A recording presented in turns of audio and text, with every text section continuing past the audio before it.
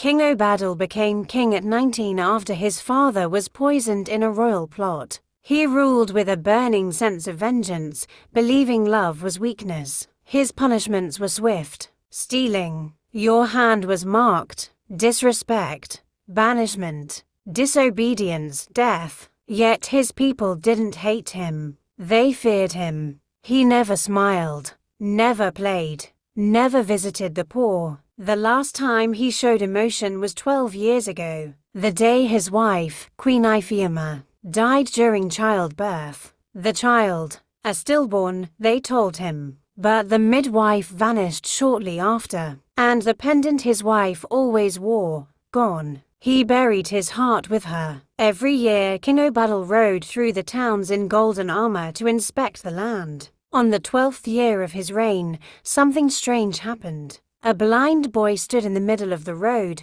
blocking the king's path. The guards shouted, "Get out of the way, boy." But the boy didn't move. Instead, he raised his head and smiled. Obadal signaled for silence. "Why are you smiling?" he asked. The boy replied, "Because you have finally come. I've waited my whole life to speak to you."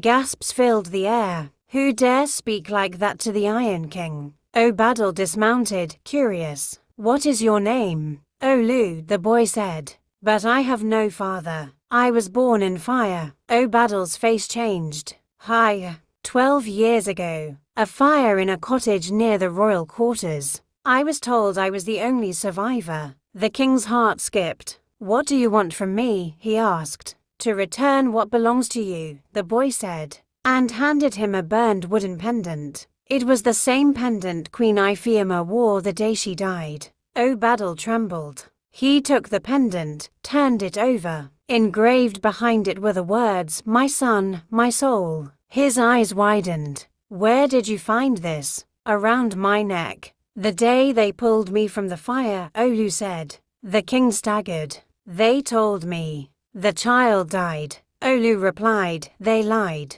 The truth began to unravel. The midwife, bribed by palace rivals, had stolen the baby and set fire to the cottage to cover it up. But a widow nearby rescued the baby and raised him in secret. Olu was not just a blind boy. He was the lost prince. Obadal fell to his knees in front of the crowd. For the first time in 12 years, the Iron King wept, not just for his son, but for the innocent people he had punished, the hearts he had hardened, and the love he had buried. He asked Olu, "Do you hate me?" Olu gently smiled. "No, father, because in my darkness, I still saw your face." The king took him into the palace. That night, he announced, "This is my son, my heir, my light." The people wept. The palace rejoiced. But not everyone was happy. The nobles who had lied 12 years ago panicked. If Olu remained alive, their crimes would be revealed. One night, they poisoned Olu's drink during a feast. But a servant overheard their plan and switched the cups. The noble,